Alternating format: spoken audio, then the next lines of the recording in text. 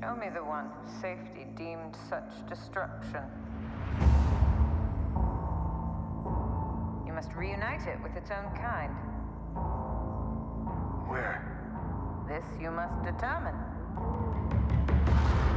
The songs of eons past tell of battles between Mandalore the Great and an order of sorcerers called Jedi.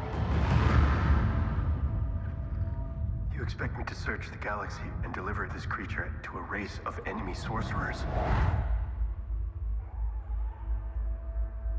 This is the way.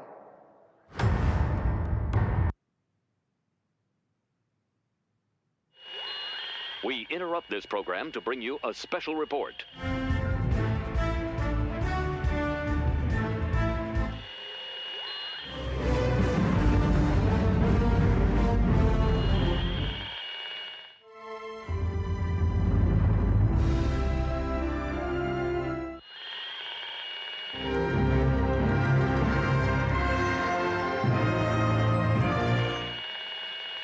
This is Cheapseat Reviews.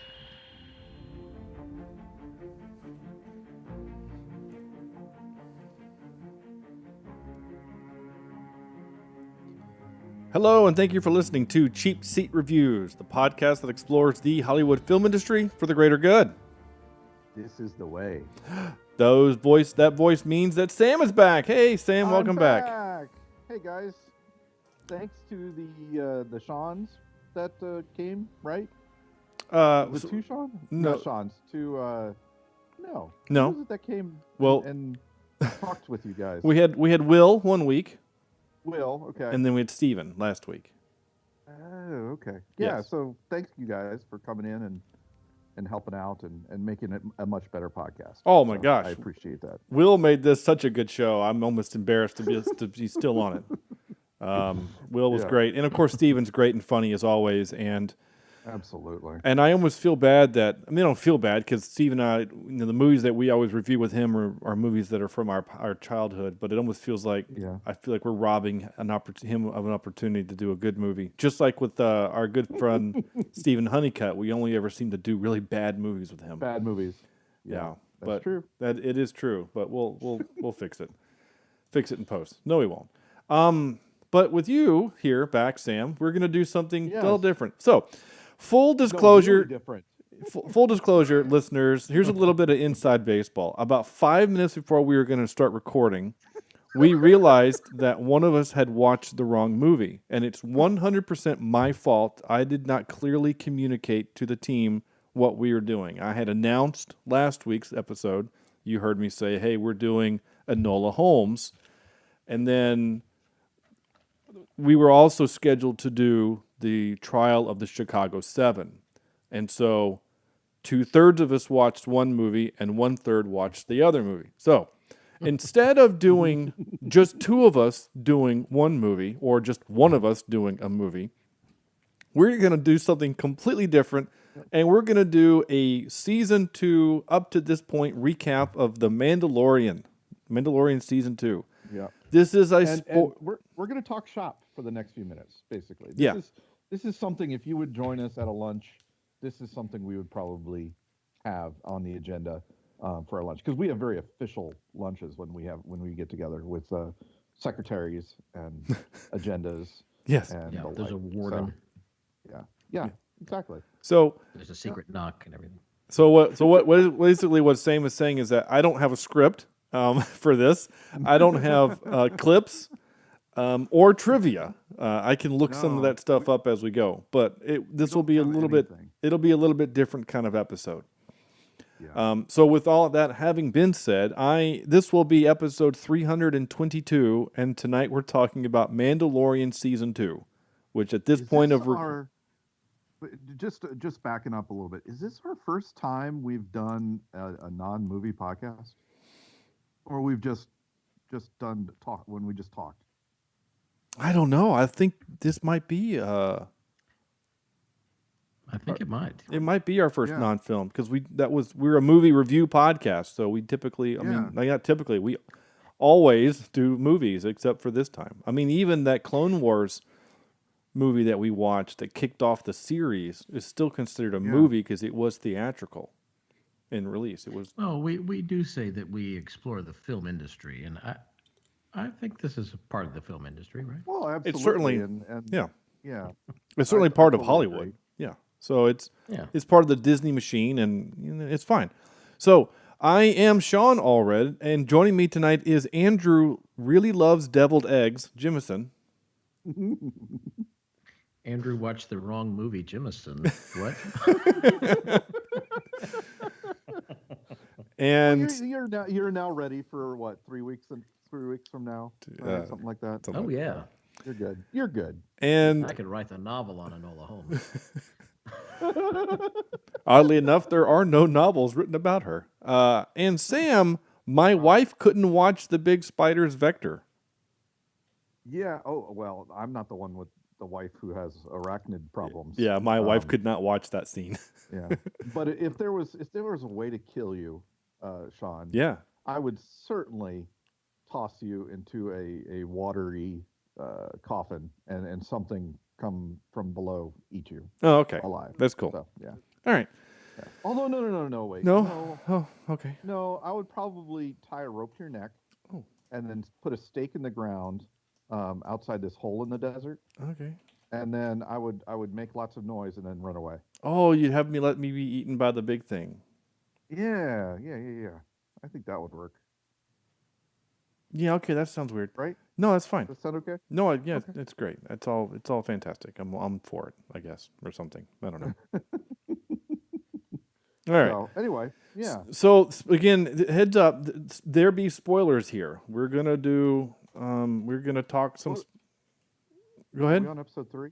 Are we on episode 3, right? Well, we're gonna just talk Everybody about up to 3? the first 3, right? Yes, you're right. Okay, Yes, yeah, I see what yeah. you're saying. Yes, as the time of recording, there's literally, as we record this, the episode 4 will have been put on streaming. Yeah. So we are at episode. We're just going to talk to up to episode 3 at this point. And there's a lot of canon stuff that I think happened in episode 3 that I'm confused on. Sure. That I would like to get some clarification. So Especially from you guys. yeah, no, that's fine. So there's a couple of ways we can do this, because literally this is complete improv. So we can do it one of a couple ways, and we're going to do it on the fly. I don't really care. And so option A is we can just kind of chat and recap each episode, or we can just bounce. Whatever you want to do, I don't really care. I think we bounce. I think we just Yeah, go let's wherever the I'm good at conversation goes. bouncing. Yeah. All right. I like bouncing. Okay. With my body I type, watch- I bounce every step, so it's good. Watch videos with lots of bouncing in it, so we're good. Okay. That sounds fun. My life is a bouncy house. So you said, Sam, you mentioned Yes. right before, like in seconds before we recorded, that you've not watched Rebels or the Clone Wars cartoon, and I have, and I have. Turned me off, unfortunately. No, and I get that. I still think you should watch it. I think I do. If you like Star Wars, and I know that you do, I think they're worth watching. And there are. It's just like, okay. The one thing that's great about Mandalorian, and basically everything since Game of Thrones came out, is that, we can do TV shows that are short form, right? That are 10, 12, 15 episode seasons, and they're great. Because when you have to do 30 episode seasons, They're 20... not stretching the story out as far. Yeah, Right. I mean, everybody knows my fondness of Star Trek, but I mean, let's be honest, of the... of those 20 plus episodes, seasons during Star Trek, there's about 6 episodes that are bad, that don't need to exist at all. You could probably even argue maybe up to 10 of those episodes don't really need to be aired, which is why I like the new Trek in that it's like 10, 12 episodes. Here's the story. Now let's move on. So Thank God we've gotten to that point now. yes. So that's the problem also with the Clone Wars, is that there are times where you're watching this episode going, oh my gosh, I don't care. Yeah. But then you get like I would say, well, no, I was just going to say the first, I don't want to say the whole first season of the Clone Wars. Yeah. But I feel like it evolved over time. It got better. It did. But the first season, or maybe 2, there was a lot of episodes where I didn't care about them too much. Yeah, and I've said it before on the show, and I guess I'll continue to say it, is that season 1, they're still figuring out what to do. There's a lot of... The problems with season 1 is that there's just too much slapstick. There's too much droids, doing dumb droid things. And I think George Lucas was too involved in them. maybe, and I think it took a little while for kind of Dave Filoni to take over, but once he did, is where it gets really good. I mean, obviously, season. So would you say to start with season 2 then? No, you need season 1 because There's context. There's some context, but honestly, some of the one of the coolest story arcs in all of Star Wars is Ahsoka. We meet her in the movie, and she's annoying, and you kind of hate her. And by season 7, you freaking love her, and you want to see her more and all the time. So this isn't spoiler, I guess. Ahsoka is going to show up in Mandalorian. We've known that for a while. They mentioned her in episode 3, right? They do mention if her. I remember right. Yeah. Yeah. So Yeah. So you, Sam, I've won't gotten care. that. And I've gotten, again, spoilers. I know that she is not a Jedi because she refused them or something like that.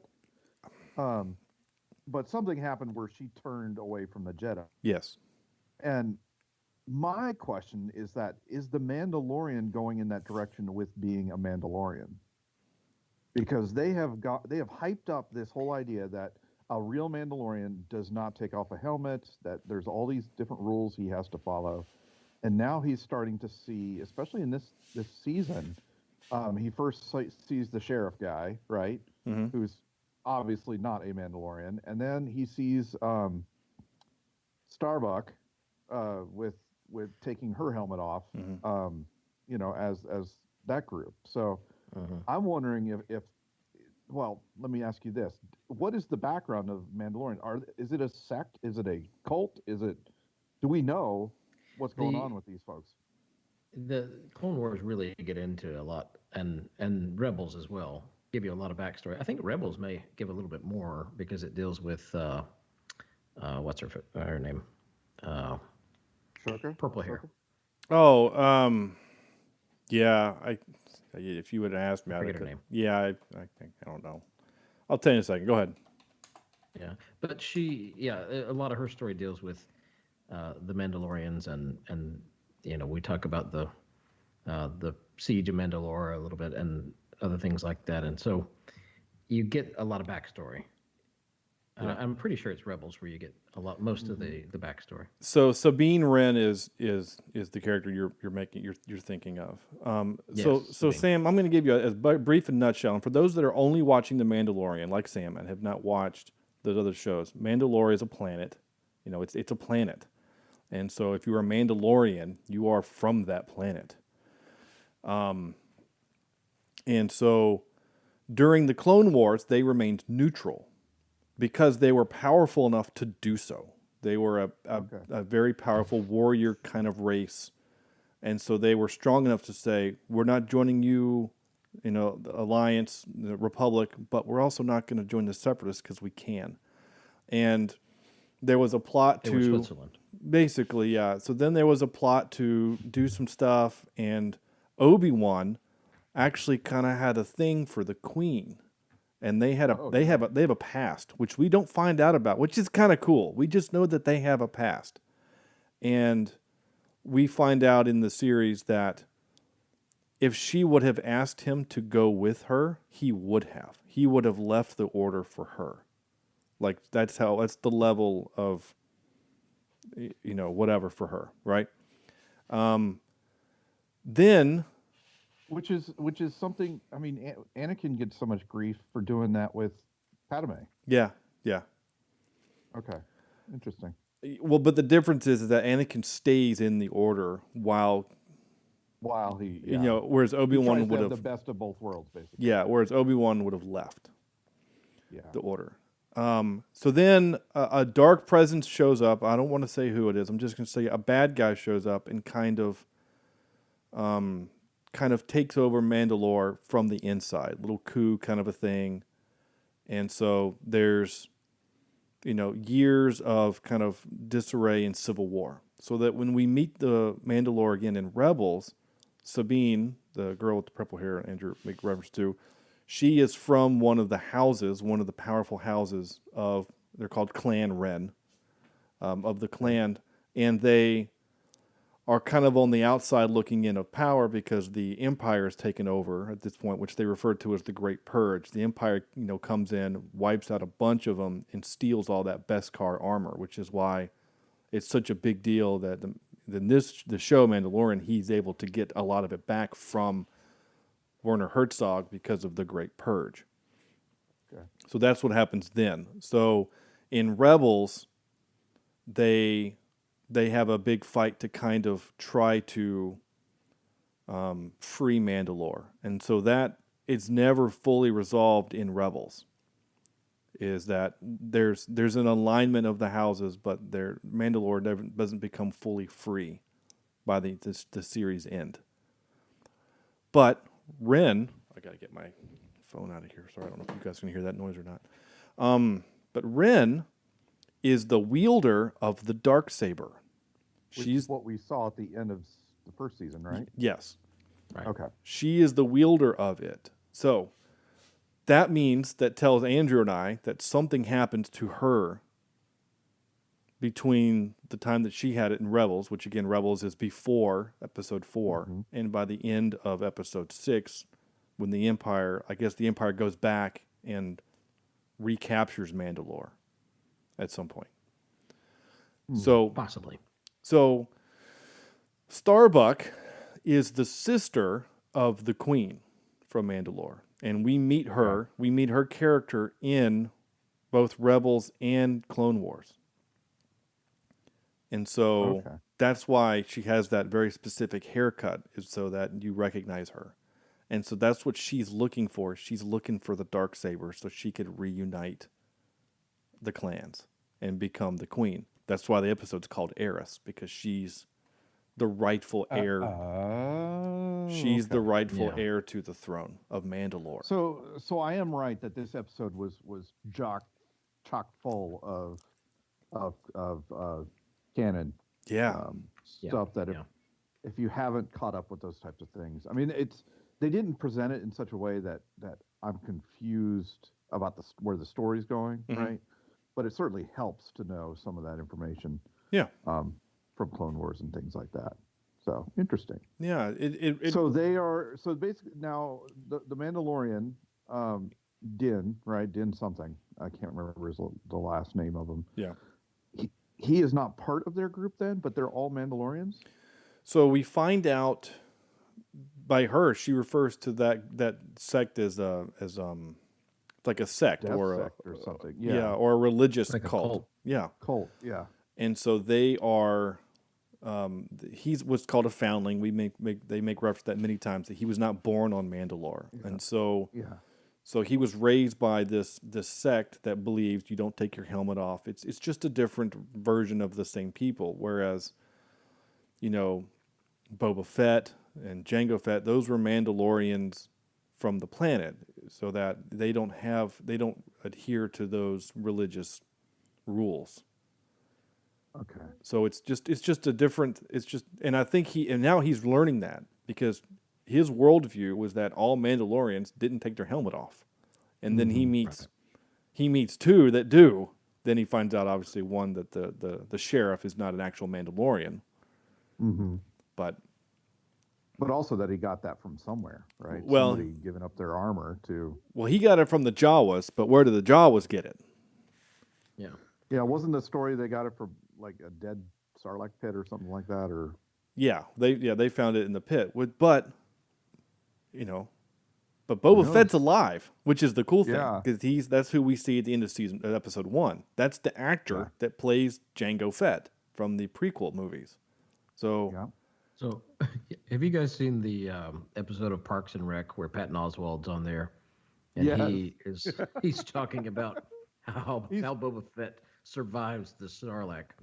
If you haven't seen it, you need to go just watch that episode. Isn't he like filibustering or something like that? Yeah. And he decided to go off on that's good stuff. His fan fiction of how Boba Fett survives. I have not seen that. I'll have to check that out at some point. Yeah, it's pretty funny. Check it out. It's worth it. Absolutely. Right. So I saw some people on Facebook that didn't like this third episode. They said it was boring. Really interesting. Yeah, I didn't think it was boring. but it was certainly a lot of not explicit exposition. That's what I was thinking of. Yeah. Right? There was a lot of storytelling. There was, Starbucks telling what's going on sometimes feels like it's a data sheet or something like that when she's talking. But I enjoyed it. I love the AT-AT with the crane.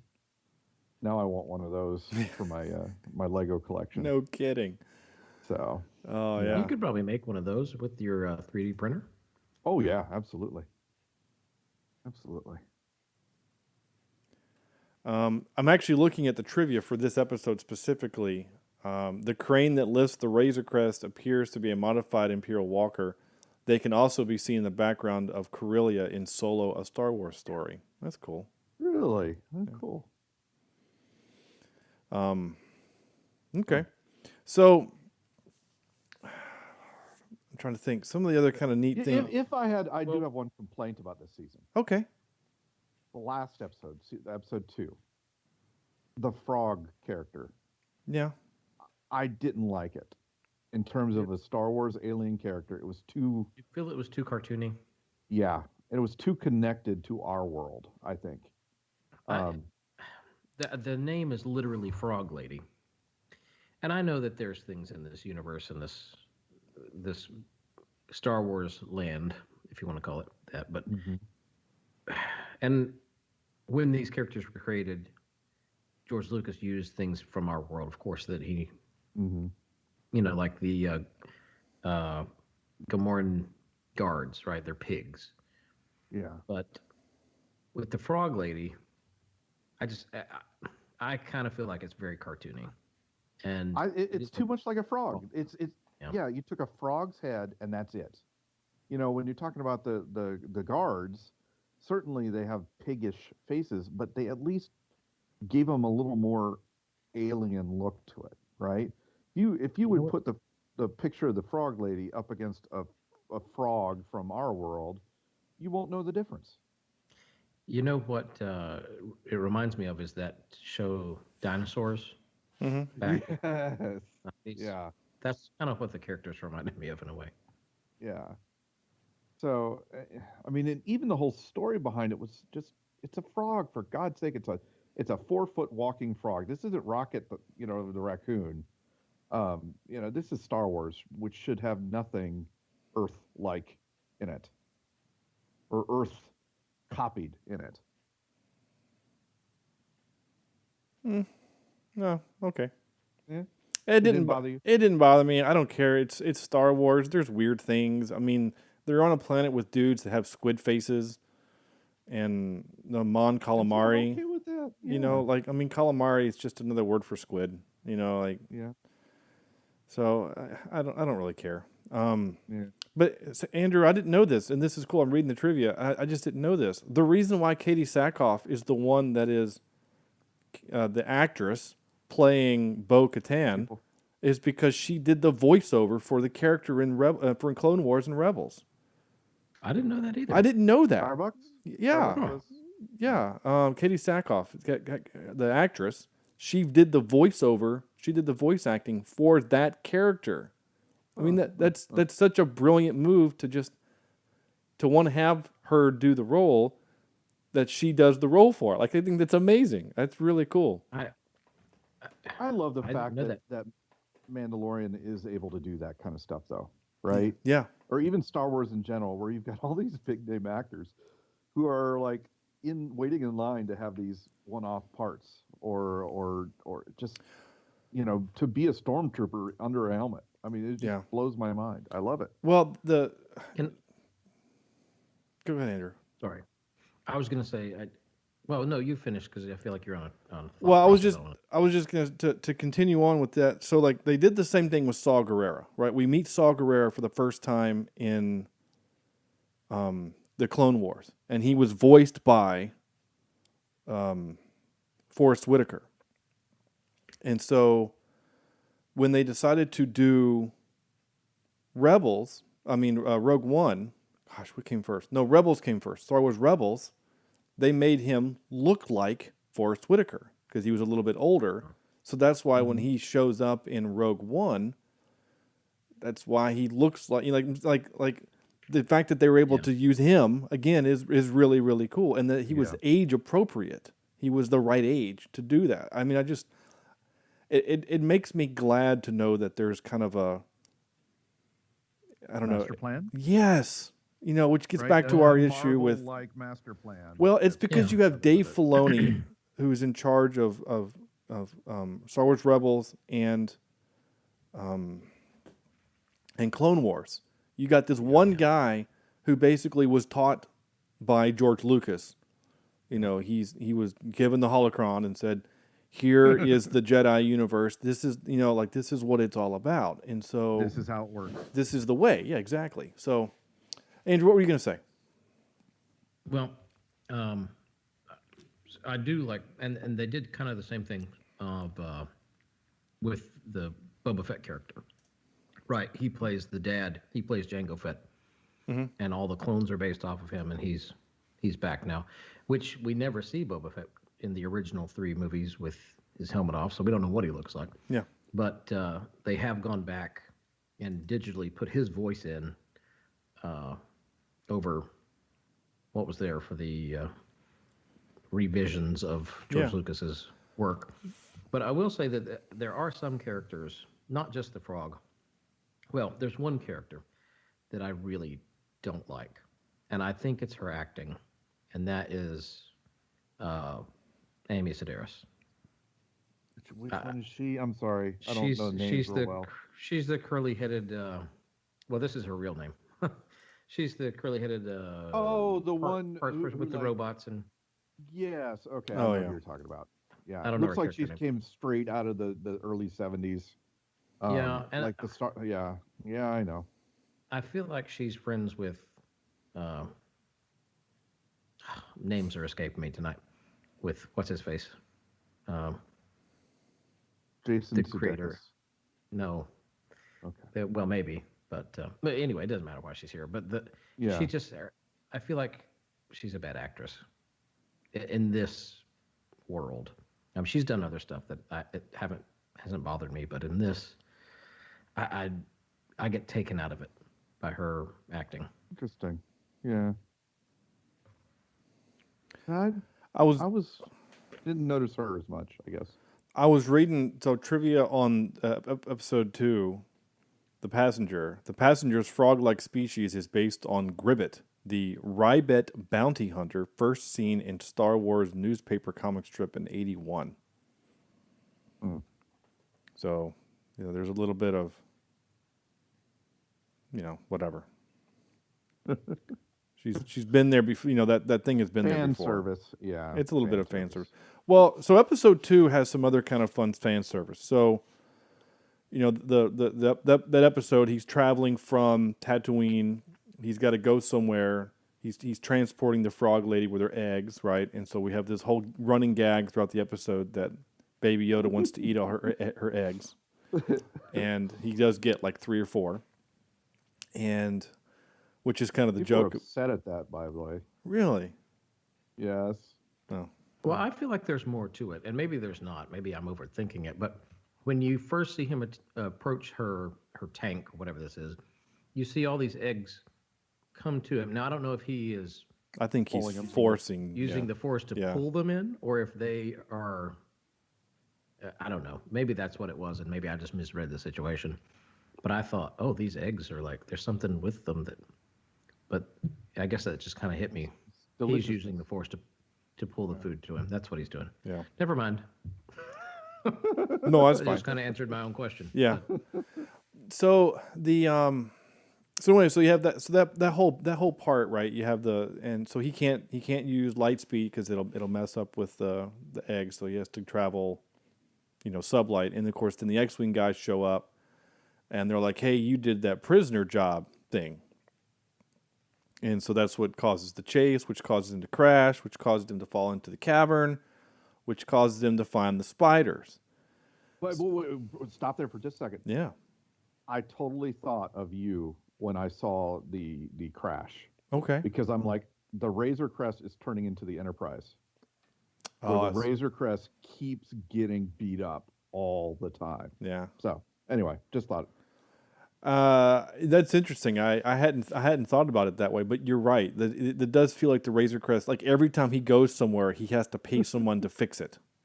Yeah.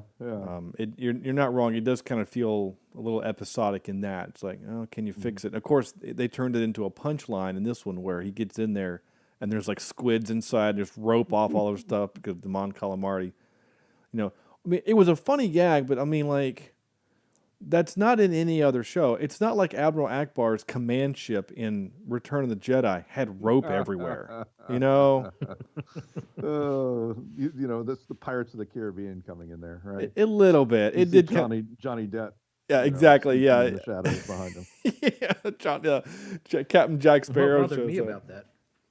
What bothered me about that is there was stuff like inside the cabin where stuff wasn't messed up. Like, yeah, it's like, why did he do that here? Why is there this rope coming across the driver's seat? What's going on here? It's a joke. It's just to be a joke.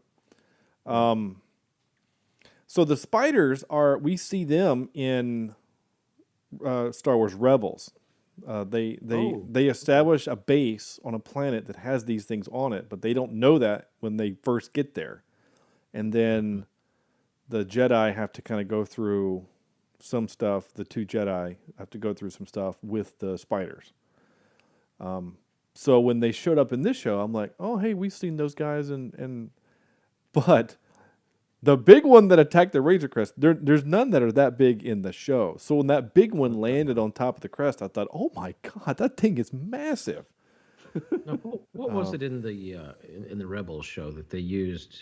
There was some sort of device that they were putting in the ground. What was that? They were just that kept them away. Yeah, it was just like just sensors. They were just using these little like radio frequency sensors, like motion sensors, so that if someone approached the base would be alerted of the whatever. And for whatever reason, it bothered the spiders, so they would you build a fence of these sensors around the base. Yeah, the spiders would and they stay go away. Past the fence. Yeah, and they would just stay away. I don't know if this was just fan service or if we'll see them again, but I had that in the back of my mind. Like, there's ways to keep these spiders away. I mean, Mandalorian doesn't know this, but I think it was just a way. All right. We need to introduce a way that the ship gets banged up. We need to put them in some more peril, and we'll use these things because we've seen them before in Rogue One. And if you've not seen them in Rogue One, you won't. Or not Rogue One, in Rebels. But if you've not seen them, you won't care. They're just giant, terrifying spiders that can, puncture a ship. And so, and then you kind of get they did puncture the cockpit. That's one thing that bothered me. Right, that one spider leg came through the cockpit. Yeah, and yet they're able to get to space somehow. Well, I don't know. He obviously repaired the glass at some point. We don't see him do it, but I mean, you see him with a blowtorch at some point. I thought with the montage. Yeah, we did have a montage in that. You're not wrong. This show has had several montages from dating back to season 1. There have been several montages. But yeah. I'm still loving it. I still think this is such a good show, and it's so in world, right? It is so on target with the in world Star Wars feel. I just love it. It's what we wanted. I heard people say that it's a Western. It's like a space Western, and I didn't really buy into that until the first episode of this season. I mean, he's just slowly riding that speeder down the middle of this desert planet town, Tatooine, and it is exactly Tatooine, exactly like what you would see in a cowboy riding a horse in the town. Yeah, with the people giving them the side eye and checking out this new stranger that's come to the town, and then the tremors that very much eat you from underneath the train. Yeah, and then Tremors shows up. Yeah, exactly. Yeah, no, I mean, this movie it does feel like a Western. It kind of does. It has, the bounty hunter aspect. There's kind of a little bit of a lawlessness to it. The X-Wing pilots kind of show up as the marshals. I mean, very much a Western. It is a Western. I mean, Star Wars is, it's a space opera, but it has very much elements of that. And I think that's great. I mean, that's why I like it so much. And it's such an interesting character, and again, I cannot describe to you how excited I am for Ahsoka. We do know who's playing Ahsoka. I was getting ready to say we know who it is. It's Rosario Dawson. Rosario Dawson. She was the night nurse from the Daredevil series and all that. Okay. Yeah. Yeah. And Men in Black 2. Men in Black 2. Yeah. Yeah. And a bunch of other great things. But she's a great actress, and I think she totally fits. And it would be age appropriate too. I think she would be age appropriate. But like I'm not saying I want her to do like a whole lot of Jedi stuff, because this show feels more grounded without a lot of Jedi stuff. But I still think it'd be pretty cool because she's one of the handful of Jedi still in the galaxy that we are aware of. And well, again, Jedi. You're right, Sam. She's not Jedi. She's a Force user. But yeah. You want to know my theory? Yeah. Sure. So this is my theory that we see in episode 9, not of the show, but of the movies, that Palpatine is a clone. Mm-hmm. Right. My theory is that somewhere along the way, Yoda was also cloned. And this is a clone of Yoda. And Ahsoka is going to essentially train him to become what he was before.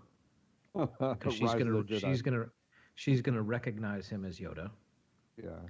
And she's gonna train him to be, because we heard rumors a long time ago that there was gonna be a Yoda series. Mm-hmm. And so I feel like maybe this is where this is going eventually. Interesting. Yeah, I don't know. Part of me almost feels, because Ahsoka's only in it for one episode, so either we only see her at the last episode after a lot more stuff has happened. It takes him a while to finally get to where he needs to go, and she's only there at the end to take the child and to do that thing. I don't know. I honestly have no idea where this is going. I don't know if she's going to do it or if she's going to say, I can't train him because I'm not a Jedi. I can't. Here's my thought, right? I think in some way, shape, or form, the Mandalorian is going to be taken off his helmet soon, because he has met other Mandalorians who's given him a new worldview. He's going to meet Ahsoka, who has given, or basically gone away from the Jedi, or whatever happened to her, right? Mm. So, and I think the theme of this season is change in terms of your worldview, and away from the trappings of this sect that he's in. Right. Yeah, I don't know. I mean, because they've got a name brand actor underneath that helmet. Yeah. I mean, he I'm surprised that it hasn't happened yet. And well, I'm almost willing to bet that is going to be a storyline either at the end of this season or into next. He does get a little bit of FaceTime in the last episode of season 1 where the droid sprays his face with that Bacta stuff to kind of help him out. And it was really funny when his helmet comes off. My mother-in-law was watching it with him. She was like, "Oh, he's not very cute." And I'm like, I said, "But you saw him in Game of Thrones." And she says, "Wait, what?" And I went and had to show her who he was in Game of Thrones. And she goes, "Oh, yeah, he's handsome in Game of Thrones." I said, "Well, his face has been under a metal bucket. I mean, what do you expect?" So... So, side note. Yeah. Yes. Ahsoka is no longer carrying lightsabers. She's actually just carrying a water gun. Yeah, it's a water gun. A Super Ahsoka. Oh, I'm glad you got to that joke quick, because I was about to throw down. Like, no, she is still carrying lightsabers. They're just they're colored white. And you know that. It's a Super Ahsoka.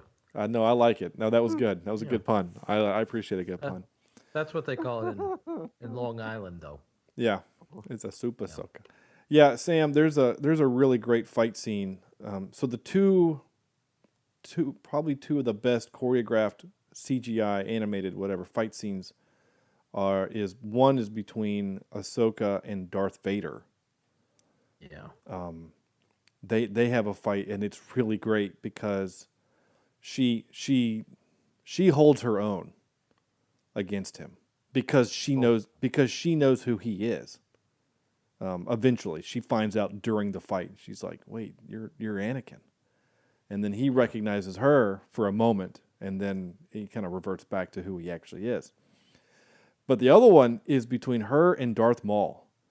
And what they did is they actually motion captured the fight. They actually got the dude that played Darth Maul in The Phantom Menace, that actor who's still he's a legit Stuntman or something. Yeah, he's like a legit ninja, right? Yeah. And they got him to do the motion cap for the fight scene. And it's wow. That's probably, I think that one's better than the Darth Vader. Oh, it's way better. That's why I said it second. It's way better. It's truly amazing work. It is. Yeah, it's really great. Huh. So I mean, I hate to say it, Sam, but that fight scene is worth watching 7 seasons of Clone Wars to get to that. I know it sounds crazy to say that, but like, because you need the character development, you need to hate her and then fall in love with her as a character, because you hate her at the beginning, but as she starts to get older and wiser and more mature, you're like, she's actually really great. So I mean, it's kind of like, I think we've all known people that way, and I think that's why we do grow to like her, because she reminds us of that kid that used to be so annoying, and eventually grew up to be somebody that we're like, hey, maybe hang out with us. Yeah, a good person. Yeah. And not just a good person, but a good, and not just a good fighter, but like wise beyond her years, because she had to go through so much. And like, she was like, most Jedi were raised before the war, where she had to be trained during the war. So she only knows war as a result of it. And I will say this: do you know what the Inquisitors are, Sam? No. I don't know if we'll meet any. I guess we won't meet any of those in Mandalorian. But anyway, she has to fight an Inquisitor in Rebel. The Inquisitors are like Darth Vader's little minions. They're force-wielding minions that we run into in Rebels. And if you play they're almost like bounty hunters in their own right. Yeah. For the dark side. Yeah, actually, that's a great. Andrew's right. They're basically their sole job, their sole purpose in life is to seek out the remaining Jedi in the galaxy and kill them. Oh, that's their job. Is they work for Darth Vader, and they just go out and we meet a couple of them in Rebels, and Ahsoka fights one of them, and I mean, like, disposes of them quickly. Like, it's not even a close battle. It's pretty amazing. So anyway, I know I've spent most of my time talking about Rebels and Clone Wars, not Mandalorian. But that's what that's what we got to base what we're seeing on. Obviously, they're talking about Mandalore stuff, and if you don't understand the background, you're not going to understand where the story might be going. Yeah. I hope we do get to see how Moff Gideon gets the Darksaber. Yeah. How it's lost. You think they'll do it a flashback or something? Maybe? I don't know. I do That's think what so. I'm hoping to see. Yeah. I would love for them when Starbuck finally has it. She's going to have a confrontation with him. We know it. I think they're building to that, and there's going to be some kind of confrontation with him and the saber, and there's going to be a fight, and our Mandalorian's going to be there with her to help her, and she'll tell her, I remember the day you came in and took that from whatever, and he'll laugh and tell his cool story with his cool words and things. I just like the way he talks. He's just really interesting in that last episode. And so, yeah, I think it'll be great. I'm also reading here in the trivia on the episode 2 of this one that the director of that episode was Peyton Reed, and he, like Jon Favreau, who worked in the MCU, he directed Ant-Man and Ant-Man and the Wasp. So got a little bit of like a bug theme going on there. Oh yeah, nice. Did you see who directed Episode 3? Yeah, Dallas Bryce Howard. Bryce Our Dallas Howard. Jurassic Park connection. So there you go. Yeah. Yeah. I mean, I didn't think much of it when I saw her name up on the screen, but that's other than I was like, oh, that's Ron Howard's daughter. Mm-hmm. Which she probably hates being called Ron Howard's daughter, but Well, I mean, not that he's bad. I'm saying she wants to be noticed in her own right, I guess. yeah, but I guess I mean that's oh, you're Chris Hemsworth's brother. You know what I'm saying? Like you're if you're tangential to the famous one, that's what you are. I mean, I got to, and I know I like to kind of flout this whenever I can. I don't know if flout's the right word, but I got to meet Rance Howard, who was Ron Howard's father, who was known as Ron Howard's father, even though he was an actor before Ron was an actor. Was that the Western thing? Mm-hmm. Yeah. I have a picture of me with him, and I was in Western gear, and so was he. And he was great. He was a very nice gentleman, and it was a pleasure to work with him. But he's Ron Howard's dad. If I said I got to work with Rance Howard, you'd be like, okay, who's that guy? And I would say Ron Howard's dad. Is that the bald guy that's on all the Sandler movies? And I'm looking here at stuff for episode 1. So we haven't talked much about episode 1 of this one yet. That monster bit, that whole scene was just amazing. I just thought that was cool. Did you notice the screen change? It went from a strict letterbox, and it opened up when the creature came out of the cave. Oh, the aspect to full screen. The aspect. Yeah, I did not notice that, and I usually notice that type of stuff. That's why it felt so gigantic, because he changed the aspect of it. That's what she said. That's really cool. I didn't know that. I did see that cool bit of trivia that I think I reposted on Facebook or something, where when they were filming or writing, I think they were writing the scene where Pedro Pascal, the Mandalorian, is talking with the Sand People, and they were trying to come up with a way to do language, and someone on set said we should just get someone that is deaf and knows ASL, and so they brought someone from the crew that was, I love that. I think that's so amazing. Like, hey, we don't know how to do a thing. Let's ask someone that knows how to do a thing. That's just and knows how to make it look natural. And, I mean, it's already I loved it. I thought that was great. Great. And I love the expansion on the was it the Tusken Raider society, right? And that where they're not just walking single file so that you don't know their numbers type of thing. I have a question of as to whether or not Boba Fett, we see him at the end with the Mandalorian staff. I mean, the sand, sorry, with the sand person rifle and staff, whatever that is. And is he now living among them? Is he like gone from being, or did he kill one of them and take their stuff and he's living on his own? Like, I kind of wonder if he's assimilated to that group. Or I don't know. Yeah, I don't know. Is he like Kevin Costner in Dances with Wolves? Where he's grown gills and can breathe in the sand. Yeah, or he's delivering mail in the desert. All those are the same. I did like. I noticed this, and I'm reading in the trivia, so it's confirming. But the sheriff of Nottingham, there, the sheriff, he's the marshal. That's the name he used, Marshal. Yeah. Timothy Oliphant. He is riding on a modified version. That is Anakin Skywalker's pod racer engine that he's riding on, or next to.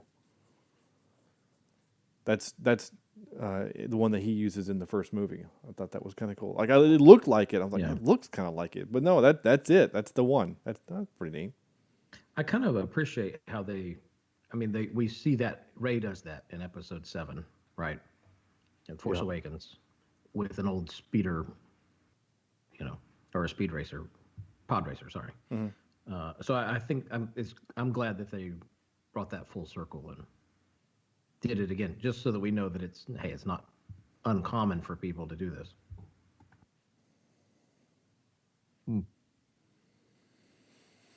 Man, there's actually a lot of trivia in these episodes. Interesting. Yeah. There's a lot of information about the crate dragon, which like this is the first time we see the crate dragon like in full view. The first time we there's reference to it is in A New Hope, where you see the bones sticking out of the desert as R2 and C-3PO are walking by. Mm-hmm. It looks much smaller in A New Hope. Yeah, that thing is pretty pretty.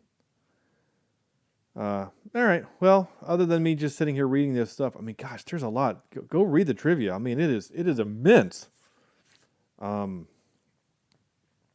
Oh, that's funny. Just like in Return of the Jedi, Boba Fett's jetpack malfunctions from a good strike to the back. I hadn't thought about that, but he's right. He just hits him and he flies off.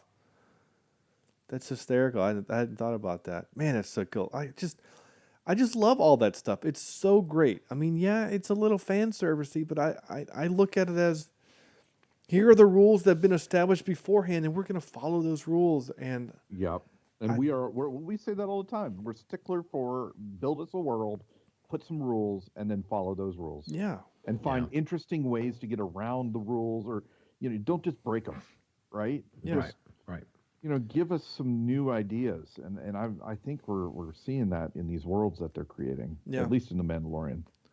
And I truly think that since Disney has taken over and they've been giving these new things, these new ideas, these new stories to tell us, starting with Rogue One, which I think we all agree Rogue One is one of the better Star Wars movies that we've seen. Absolutely. It's my number one. Of all of them, right? It's a really good story. It's a really good movie. So good. And I love the fact that, like, specifically, the fact that in order for you to have Red 5 as Luke Skywalker, you need to kill off the guy that's supposed to be Red 5. And so they do that in the movie, and they tell you. And so, you're like, oh, okay, this is a little bit like how Indiana Jones gets his whip and his hat and his scar all in the intro of the movie. But, like, I'm okay with that. I'm okay with kind of giving... It's the same thing, right? These are the rules. The rules is that Red Squadron is a thing, and we need a dude to fill in because our last guy on the last mission died. So, Luke, you get to be Red 5.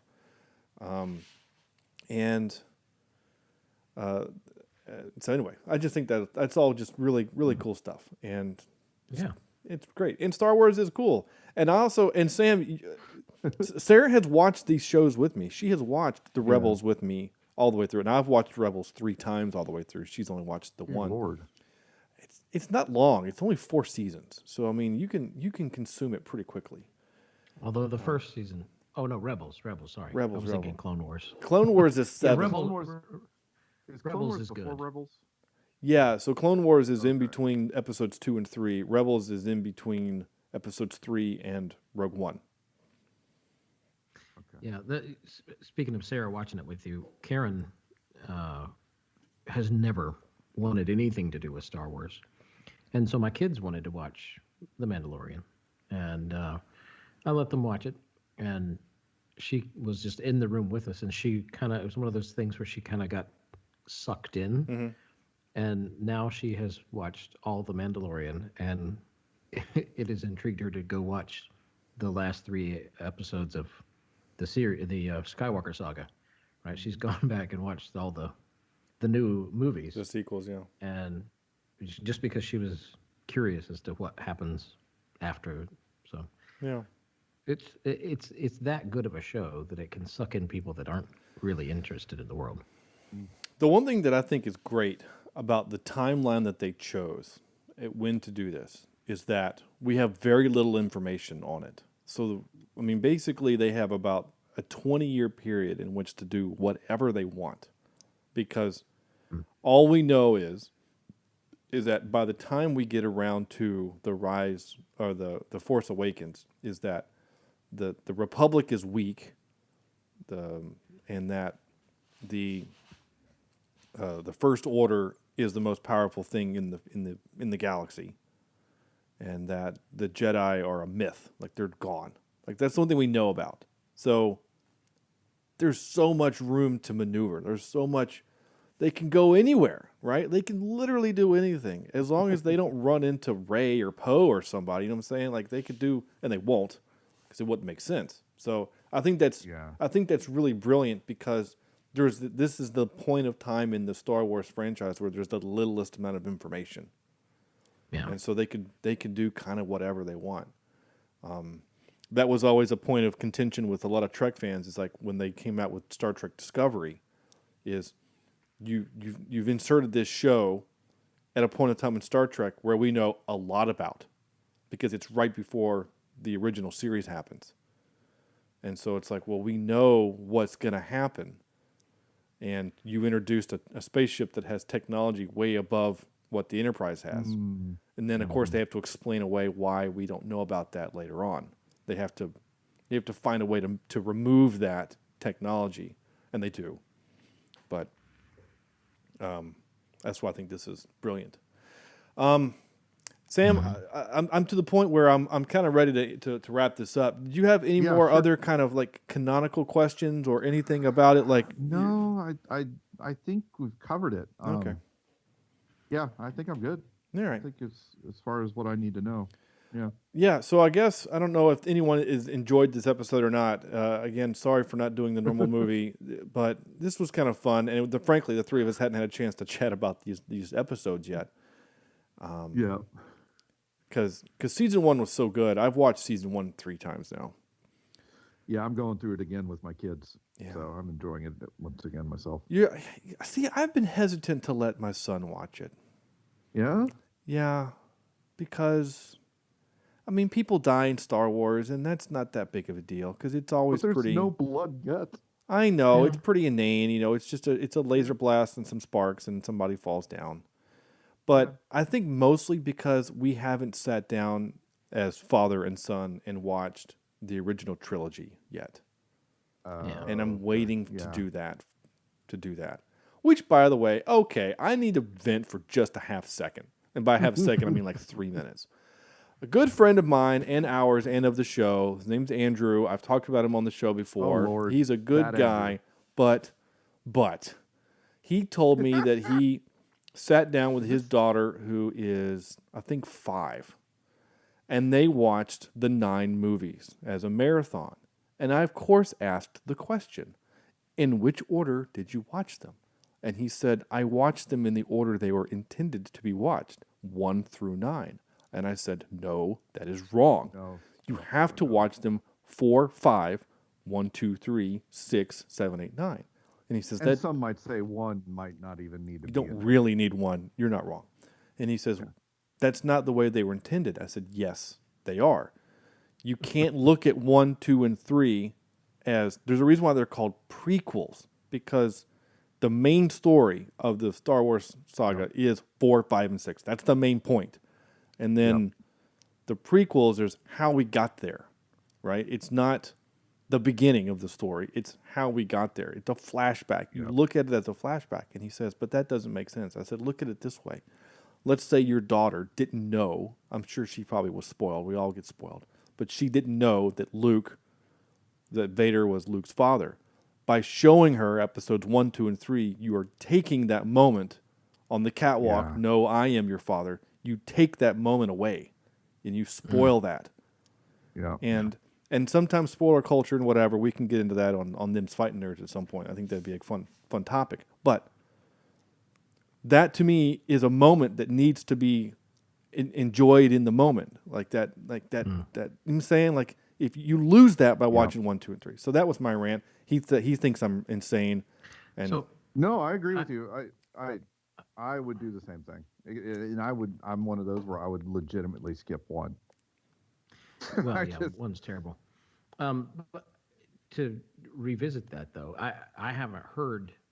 I mean, I agree with you, but I haven't heard the logic. And see, I would think 4, 5, 6, then 1, 2, 3. But you said 4 or 5, and then you take the break there. Only because it's right Why after is that I'm your father. Yes. Statement. Then you realize how that happened. Oh, I see. Okay. We're taking the time now to get all right. Darth Vader, you know, I am your father, right?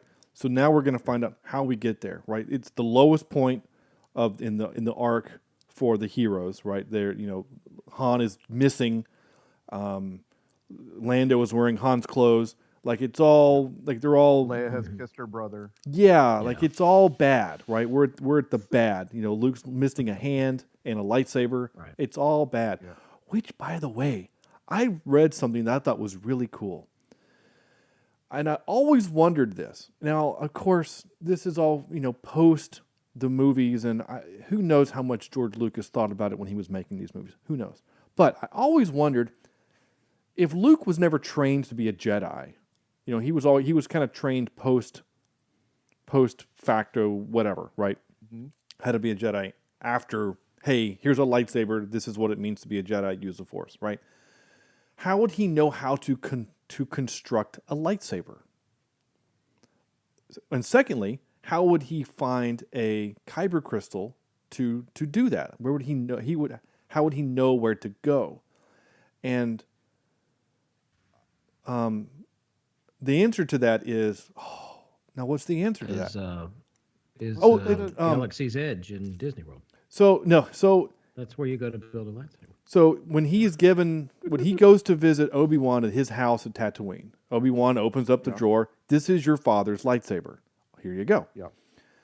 We know from Episode 1, Phantom Menace, that Obi-Wan takes Qui-Gon Jinn's lightsaber, which is a green light, or no, I guess it was blue or green. I don't remember. It doesn't matter. He took his lightsaber. Mm-hmm. So then Obi-Wan would have constructed a new one for himself because he's got kicked down the big hole by Darth Maul.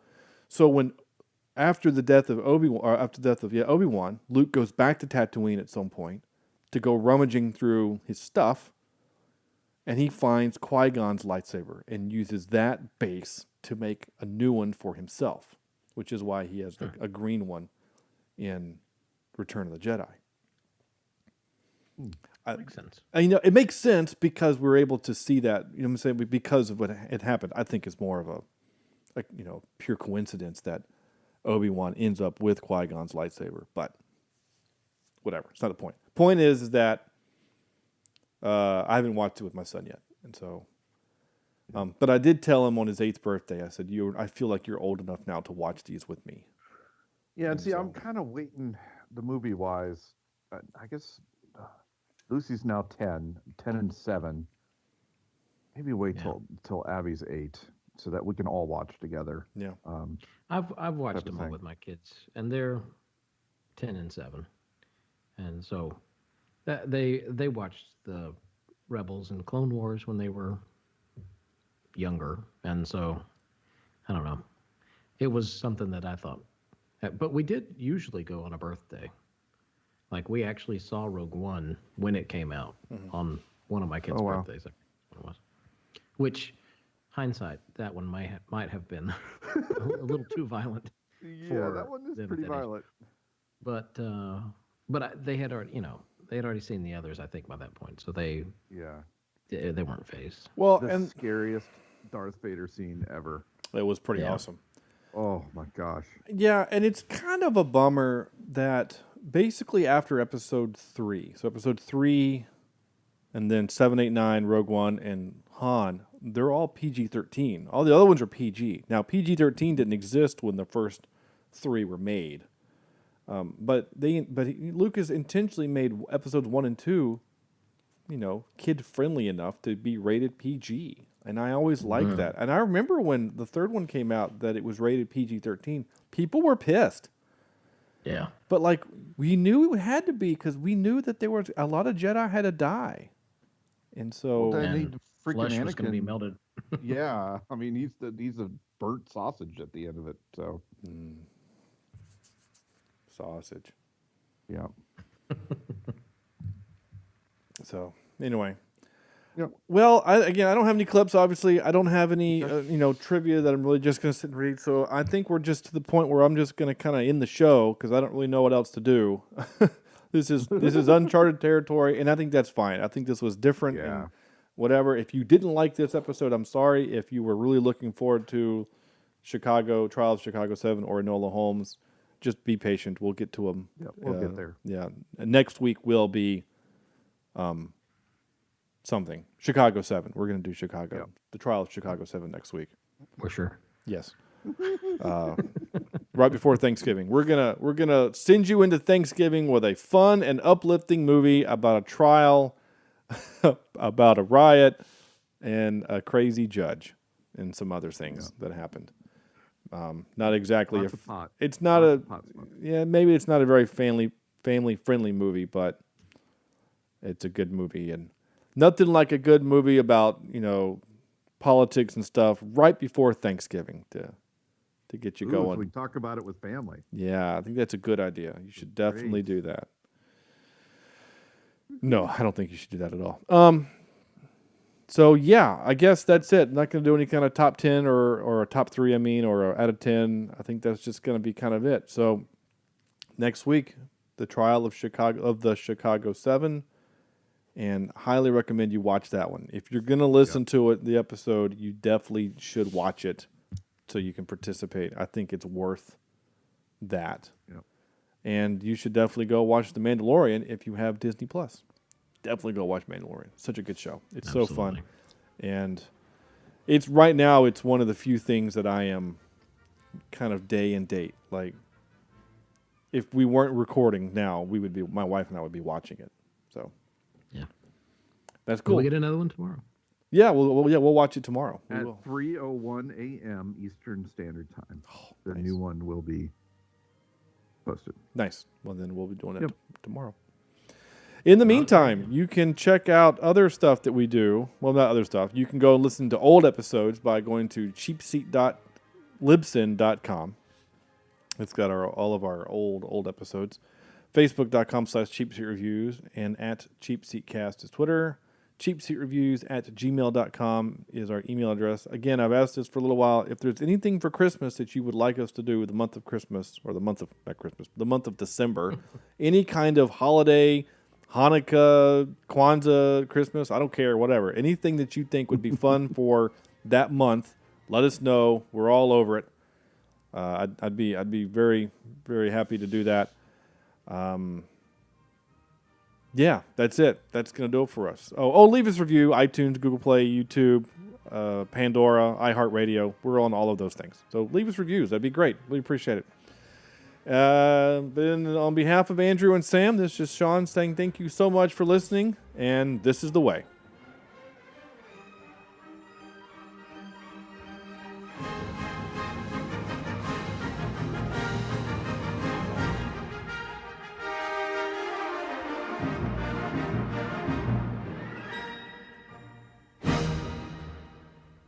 Super Soaker.